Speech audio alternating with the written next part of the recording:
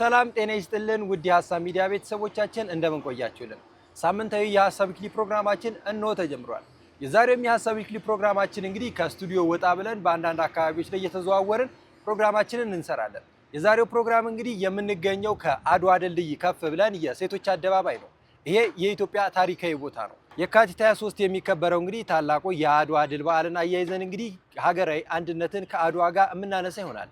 በተለይ አሁን ባለው የፖለቲካ ልዩነቶች፣ የፖለቲካ መከፋፈሎች፣ በአድዋ ጦርነት ጊዜ በነበረው ደግሞ የፖለቲካ አንድነት እንደዚሁም ደግሞ የጋራ ውህደት ነው ዛሬ ይህንን ነፃነት ማምጣት የቻልነው። ሀገራችን ኢትዮጵያ አሁን ያለባትን ውጥንቅጥ፣ በተለይ ደግሞ ከቀጠናው የሚደርስባትን ችግሮች እንደዚሁም በሌሎች ጎረቤት ሀገራቶች ሊደርስባት የሚችለውን ወረራ ዛሬ ላይ በአንድነት ሆነን የአድዋን መንፈስ በመድገም የሀገራችንን ሉዓላዊነትና አንድነት ማስጠበቅ ይልብናል። ይህንንም በዓል አያይዘን እንግዲህ ከሀገራችን ብሎም ደግሞ በቀጠናው ጉዳዮች ላይ ሰፋ ያለ ውይይት የምናደርግ ነው የሚሆነው። የዛሬውን ፕሮግራም እኔ ዮርዳኖስና በረከት አብረናችሁን ቆዩ። በረከት እንዴት ነህ? እግዚአብሔር ሁሉ ሰላም ሁሉ አማን። የዛሬው ፕሮግራማችን እንግዲህ በተለይ ደግሞ የካቲት ወር ሲነሳ የሚነሳው የአድዋ ድል ነው። የአፍሪካ የነፃነት የድል ብስራት ነው። እንደምናውቀው እንግዲህ ኢትዮጵያውያኖች በጋራ በህብረት በአንድነት ሆነው ከወራሪ ጠላት ራሳቸውን የተከላከሉበት ለአፍሪካም ነፃነት ምሳሌ የሆንበት ነው። የሀገራችንን ሉዓላዊ ድንበር እስከዛሬ ያላስደፈርንበት ትልቅ ሂደት ነው። አድዋ ሲነሳ ሁሉም ኢትዮጵያዊ የራሱ መንፈስ ነው። የዚህ ቦታ ወይ የዚህ ክልል የዚህ ብሔር ብለህ የምትለዩ የለም። በብሔር በሃይማኖት በዘር በቀለም ምንም የሚከፋፈል አይደለም። ሁሉም ኢትዮጵያዊ በጋራ በአንድነቱ ሄዶ የተዋጋበት ነው። አሁን የሀገራችን የፖለቲካ ይዘት እንመለከተዋለን። የፖለቲካ መከፋፈሎች አሉ፣ የጎሳ ልዩነቶች አሉ። እነዚህን ደግሞ አንዳንድ ፖለቲከኞች ለራሳቸው የፖለቲካ ፍጆታ ሲጠቀሙበት እንመለከታለን። ነገር ግን ሀገር የምትገነባ ከሆነ በጋራ በአንድነት ነው። ምክንያቱም ዛሬ ላይ ያለንበት ሁኔታ ስንመለከተው የቀጠናው ጂኦፖለቲካ በጣም ከፍተኛ ውጥረት አለበት። እነዚህ ሁሉ ውጥረቶች ባሉበት ሁኔታ የሀገር ሉዓላዊነት ድንበር ለማስጠበቅ እንኳን የጋራ ደህንነትና የጋራ ብሎም ደግሞ በመተባበር የሚሰሩ በርካታ ስራዎች ያስፈልጋሉና በረከት እንደው ለመጀመሪያ ያክል የአድዋ ድል ሲነሳ ምን አይነት ስሜት አለው? ከዛ ጋር እየዘ ደግሞ የምታነሳልኝ የአድዋ ድልና አሁን ያለው የፖለቲካ ልዩነቶችን እንዴት መፍታት ይኖርብናል ብለህ ታስባለህ? እውነት ነው። በመጀመሪያ አሁን ያለንበት ወር የድል ወር በሚለው እንያዘው። ያለንበት ቦታ ደግሞ በዚህ በአድዋ ድልድይና በሴቶች አደባባይ መሃል ላይ ነው የምንገኘው። ሁለቱ የሚሰናሰሉ ናቸው። የመጀመሪያው ኢትዮጵያ በአንድነት የተመመችበት መንገድ፣ ሁለተኛ ለዚህ ስኬት ደግሞ ከጀርባ ሆነው አንቂ ሞተር የነበሩት ደግሞ ሴቶች ናቸው። ጦርነቱን ሲያነቃቁ፣ እቅድ ሲሰጡ፣ ምግብ ሲያቀርቡ ብዙ ትልቅ የተባለ ከአመራርነት እስከ ተዋጊነት እስከ ተዋዳቂነት ድረስ የደረሰ የኢትዮጵያውያን አንድነት የታየበት ነው። በነገራችን ላይ ይህ ቀላል አይደለም። ምሳሌ እናንሳ። በሌሎች ሀገራት ጦርነቶች ላይ የሴቶች ተሳትፎ እምብዛም ነው። ኢትዮጵያ በሴቶች እኩልነት የምታመን ሀገር መሆኗን ጭምር የሚያሳይ ነው። ሴቶች አመራር ሰጪነት፣ ተጋዳይ፣ እናት፣ እህት ሆነው የታዩበት ነው። ይህ ኢትዮጵያ ትክክለኛ ምስሏ ይህ ነው። ከዚህ ውጪ ኢትዮጵያን መፈለግ ንግግሩን ከቃል ውስጥ እንደ ማውጣት ይቆጠራል። ስለዚህ ንግግር ውስጥ ቃላቶቹን መዘህ ባወጣህ ቁጥር ትርጉም አልባ ነው የሚሆነው። ኢትዮጵያ ካለ ሴቶች፣ ኢትዮጵያ ያለ አድዋ ምንም ነው የሚሆነው። ሁለተኛው በዚህ በአድዋ ጊዜ ላይ መመልከት ያለብን አድዋዊነት መንፈስን ነው። በነገራችን ላይ እኛ ምን እንላለን? ሁሌም ሐሳብ ሚዲያ አድዋ አላለቀም፣ አንፊኒሽድ ዋር ነው እንላለን። አድዋ አላለቀም። አድዋ በኢኮኖሚ አድዋ መልሰን ኢትዮጵያን አንከር ስቴት ማድረግ እስከምንችል ድረስ አድዋ ፍልሚያው አሁንም ድረስ ያለ ነው። በነገራችን ላይ አብዛኛው የአፍሪካ ሀገራት የአውሮፓን ቅኝ ግዛት ገነጣጥለው እንዲወጡ ያስቻለ የዚህ የአድዋ እርሾ ነው። ለካ ጥቁርም ያሸንፋል የሚል እሳቤ በቀኝ ገዢዎች ውስጥ የሰረጸው በዚህ ነው። ይሄ በአሜሪካ ውስጥ ያለውን የዘር ጭቆና መድሎን ለካ ይሄ ታሪክ መገልበጥ ይችላል፣ ጥቁር ማሸነፍ ይችላል የሚለውን የቀየረ ነው። ኢትዮጵያ እዚህ ጦርነት ላይ ስትዋጋ ብዙ ልዩነቶች ነበሩ። በጎጥ፣ በብሔር፣ በብዙ የተለያዩ ማንነቶች የተከፋፈለ በኩርፊያም ጭምር የተከፋፈለ ነበር። ግን የሀገር ጉዳይ ሲሆን ግን የትኛውም አኩራፊ አነፍናፊ ተሰብስቦ ነው ለኢትዮጵያ ዳር ድንበር መከበር የቆመው። ይሄንን መድገም መቻል አለብን። አሁን ላይ ኢትዮጵያ ያጋጠማት ችግር ከዛኛው የአድዋ ችግር ጋር የሚቀራረብ ነው። ምክንያቱም በአድዋ ጊዜ ችግር የነበረው ባንዳዎች ነበሩ። አሁንም ችግሮቻችን እነዚሁ ራሳቸው ባንዳዎች ናቸው። ሁለተኛ በዚህ በአድዋ ጊዜ ላይ ስንመለከት ኢትዮጵያ አንድ ሆና ነው ለመጀመሪያ ጊዜ ጥቁር ታሪክ ሰራ የተባለውን ታሪክ የሰራ ነው። አሁን ላይ ኢትዮጵያውያኖች አንድ መሆን ካልቻልን በከፋፍለ ግዛ አስተሳሰብ ላይ የሚኖሩት የነ ሻዕቢያ የነ ህወሓት የነ ግብፅ አካሄድ አጥፊ ነው። ለምሳሌ በአድዋ ላይ በተደረገው ጦርነት ላይ የሁሉም ኢትዮጵያዊ ስጋና ደም ነው የተከሰከሰው። ለምሳሌ ኢትዮጵያውያን በሀገር ጉዳይ ላይ ስንመጣ አንድ ነው የምንሆነው። የመጀመሪያው አድዋ አንድ አድርጎን አሳይቶናል። ሁለተኛው የኢትዮ ኤርትራ ጦርነትን ማንሳት እንችላለን። የህወሓት ኃይል ሲመጣ መጀመሪያ የሰራው ስራ መከላከያው የደርግ መከላከያ ነው እንጂ የኢትዮጵያ መከላከያ አይደለም ብሎ አፍርሶ አባሮ አሰድዶ ነበር። ችግር ውስጥ ሲገባስ አብረው ሀገር ገንጥለው ከወሰዱ በኋላ ችግር ውስጥ ጸብ ውስጥ ሲገቡ ግን ይሄ ያኮረፈ የተገፋ የመከላከያ ኃይል ለሀገሬ ብሎ ደሙን የሰጠበት ጊዜ ነው። ይህ ማለት ኢትዮጵያውያን በውስጣችን ምንም አይነት የሚያለያይ ጉዳይ ሊኖረን ይችላል። በኢትዮጵያ ሉዓላዊነት ግን አንድ ሆነን የምንታይበት ነው። ለምሳሌ እኛ ኢትዮጵያውያን ታሪካችንን በስነ ስርዓት እየሰነድን ስላልሆነ ነው እንጂ የሃርቫርድ ዩኒቨርሲቲ ላይ አንዳንድ ቪዲዮዎች እየተመለከትኩ ነበረ። ስለ ኢትዮጵያ ከኢትዮጵያውያን በላይ ያውቃሉ። ምን እንዳሉ ታውቃለህ? እኛ ለመጀመሪያ ጊዜ ጥቁር ነጭን ያሸንፋል የሚል እምነት አልነበረም። በነጮቹ ዓለም ድንጋጤን የፈጠረ ነው። አሁን ድረስ የዚህ የቀለም የዘር መድሎ እስካሁን ድረስ አለ፣ ባደጉትም እኛም ጋር ጭምር። ግን አድዋ ይሄንን ታሪክ የቀየረ ታሪክ ነው። ኢትዮጵያውያን በጋራ የቆምንበት ነው። ህብረት ስንፈጥር፣ አንድ ስንሆን፣ ስንሰባሰብ አቅማችን የሚጎለብትበትን የሚያሳይ ነው። ለአፍሪካውያን የፓን አፍሪካንን ጮራ የፈነጠቅንበትም ጭምር ነው። አድዋ በአንድነት ከተጠቀምነው የአድዋን እርሾ ወስደን ዛሬ ላይ ከተከልነው ብዙ አትራፊ ነው የምንሆነው። አሁን ላይ ልብ ብለህ ከሆነ የብዙ ሀያላን ሀገራት መሪዎች ኢትዮጵያ ውስጥ እየተመላለሱ ነው። ለምን? ኢትዮጵያ አሁን ላይ በዲፕሎማሲ ግዙፍ የተባለ ቦታ ላይ ስለደረሰች ነው። በአድዋ ጊዜ ዲፕሎማሲ ነበረን። ብዙ ሰው አድዋን በጦርነት ብቻ ቁንጽል አድርጎ ስለሚመለከተው ሙሉ የሆነውን የአድዋ ድልን ማጣጣም ይቸግረዋል። አንደኛው እንዳናጣጥም የሚያደርገን ታሪካችንን በአግባቡ አልሰነድንም፣ አናቀውም። ሁለተኛ በአድዋ ብናሸንፍም በውስጥ ባዕዳንና ባንዳዎች የተሰራብንን ሁን ተብሎ የትርክት ማዛባት ስራ ስላልተረዳ ነው አድዋን ለሆነ ብሔር መስጠት፣ አድዋን የሆነ ብሔር ብቻ የሚያዝ። ስለዚህ ድላችንን እንኳን እንድናጣጥም አልፈቀዱልንም። የአድዋን እርሾ ከተጠቀምን ኢትዮጵያን ትልቅ ማድረግ እንችላለን። እንኳን ለኢትዮጵያ ለአፍሪካም የምንተርፍ እንሆናለን። አዎ አድዋ ሲነሳ በተለይ አንድነትን ነው በሰፊው የምናነሳው። አሁን በሀገራችን የፖለቲካ እይታ ውስጥ የምንመለከተው እንግዲህ የበርካታ መከፋፈሎች አሉ።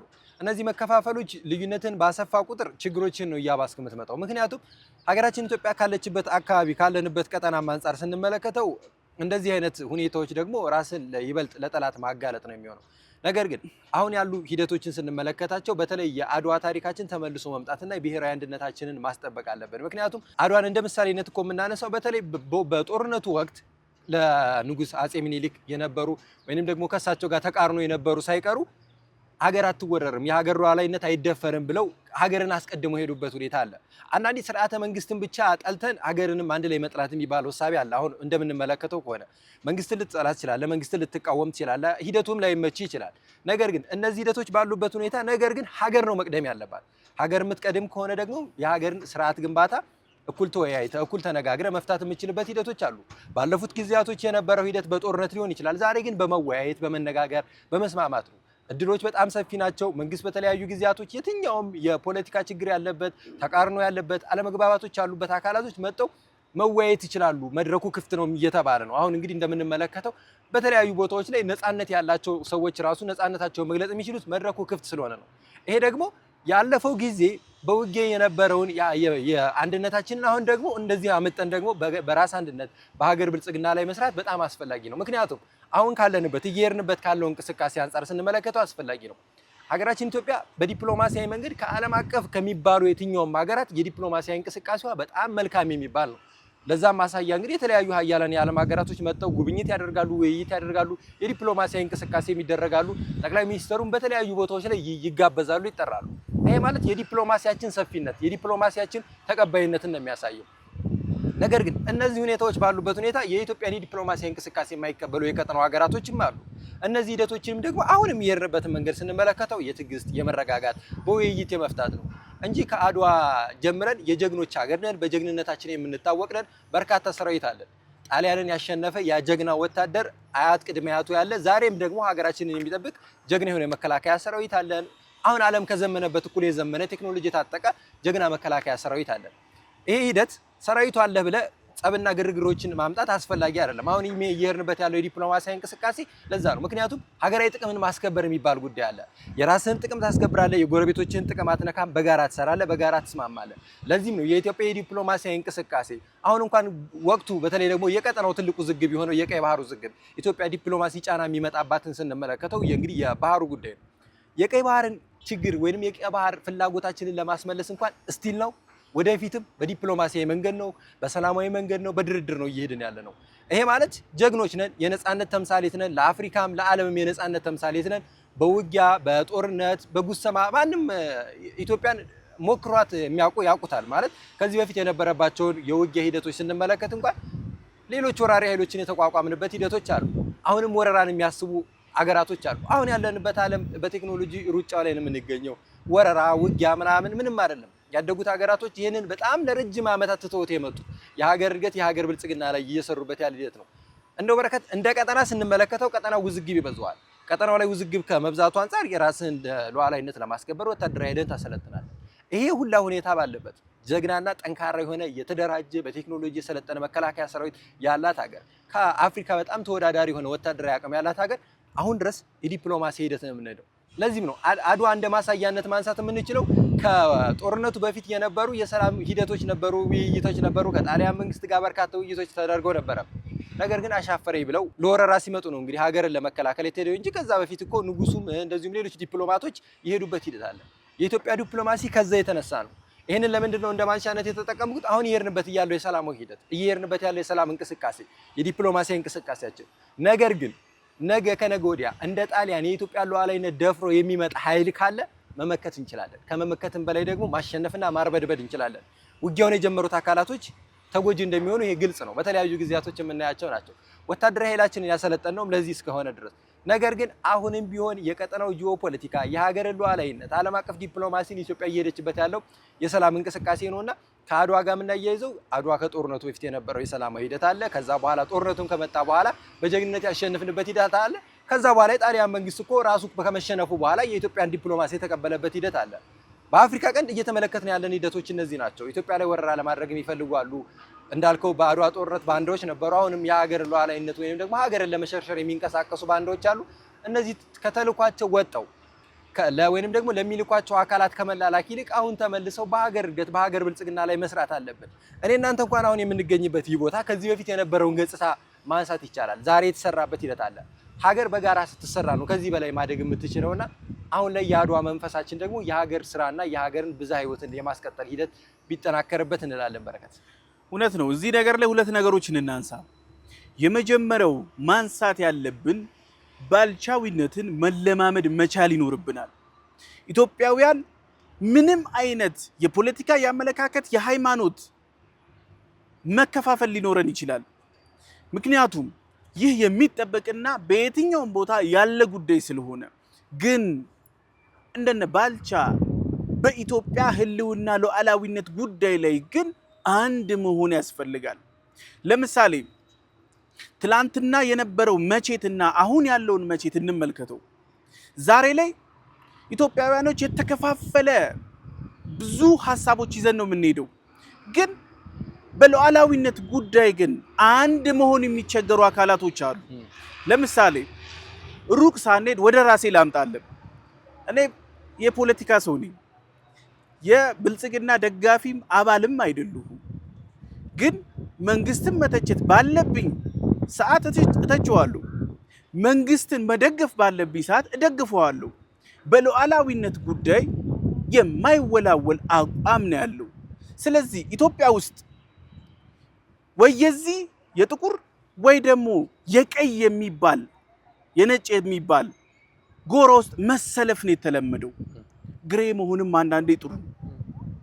ኢትዮጵያ ውስጥ አዲስ ልንለማመደው ፖለቲካ ልምምድ ነው፣ ዲሞክራሲ ልምምድ ነው። በዚህ ልምምዳችን ውስጥ አንድ መሆን ባለብን አንድ መሆን፣ ግላዊ እንትናችንን ይዘን መሄድ ባለብን ይዞ መሄድ መለመድ እስካልተቻለ ድረስ ዋጋ ያስከፍለናል። ለምሳሌ በሁለተኛ ደረጃ ነው ያልኩ፣ በጦርነቶች ውስጥ አሁን ባሉት እዚህም እዛም በአማራም በኦሮሚያም በትግራይም ባሉ በሚለኮሱ ግጭቶች ውስጥ የሚያልቀው ህዝባችን ነው። ህዝባችን መሃል ላይ ግን ሲያተራምሱ ግን የምናገኛቸው የኢትዮጵያውያን ዜጋ ያልሆኑ ሰዎች ነው የሚገኙት። እነዚህ የታጣቂ ቡድኖች ውስጥ ለአንድ ብሔር ወይ ደግሞ ለተወሰነ የግሩፕ ጥቅም ሲባል ነው እንቅስቃሴ የሚካሄደው። ግን ቀረብ ብለህ ስትመለከት ሱዳኖችን ታገኛለህ፣ ግብጾችን ታገኛለህ፣ አረቦችን ታገኛለህ። እነዚህ የመጡት የኢትዮጵያ ሉዓላዊነት ሀገረ መንግስትን ለማጽናት ነው ወይ? አይደለም። ስለዚህ ኢትዮጵያውያኖች ከችግራችን በላይ ማተኮር ያለብን የህዝባችንን ጉዳይ ላይ ነው። ችግር አላፊ ነው። ለምሳሌ አንድ ገበሬ ዘር ይዞ ወጥቶ ሲዘራ በተስፋ ነው። ሊበቅልም ላይበቅልም ይችላል። አንድ ያ ገበሬ ያንን ዘር ፈሽቶ አለሞ መመገብ ይችላል። ነገ የሚባል ነገር ግን አይኖርም። ስለዚህ አሁን ኢትዮጵያውያኖች የአድዋን እርሾ ዘሩን ዘርተን በአንድ ዘር 100፣ 500፣ 1000 እናፍራ ወይንስ ትላንት የነበረውን ታሪክ በፉከራና በሽለላ ብቻ እንጨርሰው? ቅዳሴው ሲያልቅበት ሽለላ ጨመረበት እንደሚባለው ነው የሚሆነው።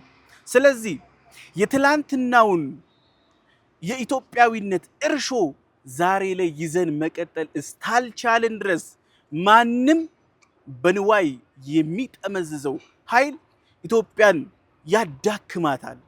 ስለዚህ ኢትዮጵያውያኖች ግልጽ አቋም መውሰድ ይገባናል። ባልቻዊነት በኢትዮጵያ ሉዓላዊነት ደግሞ የማይደራደር። ምክንያቱም እኛ ሌላ አገር የለንም፣ ሌላ አማራጭ የለንም። ኢትዮጵያ ከሊቢያ መማር አለባት፣ ከጎረቤታችን ከሱዳን መማር አለብን። ሻዕቢያ ነፃነት ብሎ ምስኪኑን የኤርትራ ህዝብ የገደለበትን የጨቆነበትን መመልከት መቻል አለብን። ስለዚህ በየትኛውም አቋማችን ልንከፋፈል እንችላለን። በሀገረ መንግስት በኢትዮጵያ ሉዓላዊነት ላይ ግን በህልውና ላይ ግን አንድ መሆን፣ ባልቻ መሆን፣ እንዲሁም አድዋ ያላለቀ ጦርነት መሆኑን ተረድተን በጋራ መቆም ይገባናል። አዎ አድዋ ሲነሳ እንግዲህ አንድነትን ነው። አንድነት ሲነሳ ደግሞ የሀገር ሉዓላዊነትና ድንበርን ለማስጠበቅ ነው። የሀገርን ህልውና ለማስቀጠል ነው። እነዚህ ሂደቶች ደግሞ ዛሬ መቀጠል አለበት። እንግዲህ ከትውልድ ትውልድ የሚሸጋገሩ ሂደቶች አሉ። የዛሬው ትውልድ ደግሞ ቀጣዩን ኢትዮጵያ መጠበቅ ግዴታው እስከሆነ አንፃር አድዋን ስንመለከተው በጋራ አንድነት፣ በጋራ መተባበር፣ በጋራ መስራት ነው። በጋራ መዋጋት አስፈላጊ አይደለም። ወራሪ ሲመጣ በጋራ እንዋጋለን። ነገር ግን አሁን ለኢትዮጵያ የሚያስፈልጋት በመተባበር፣ በመተጋገዝ፣ በመደጋገፍ መስራት ነው። አንዱ ክልል ለሌለው አንዱ ክልል ድጋፍ ማድረግ፣ የአንዱ ክልል ችግሮችን አንዱ ክልል የሚፈታበት መፍትሄዎችን ማምጣት፣ እነዚህ ሂደቶች የአድዋ መንፈስን የሚያመጣበት ሂደት ነውና እንደው ሀገር ነንና መቼም ሉዓላዊ ድንበራችን የሚዳፈር ከሆነ ግዛት አንድነታችን የሚጣስ ከሆነ ድጋሚ አድዋን የምንጀምርበት ወይንም ደግሞ ወደ ውጊያ የምንሄድበት ሂደት አለ። ነገር ግን ሀገራችን ኢትዮጵያ እስካሁን የሄደችበት የዲፕሎማሲያዊ እንቅስቃሴ ያንን ለማስቀረት ነው። ምክንያቱም ከውጊያ ከጦርነት ምንም የሚተርፍ ነገር የለም።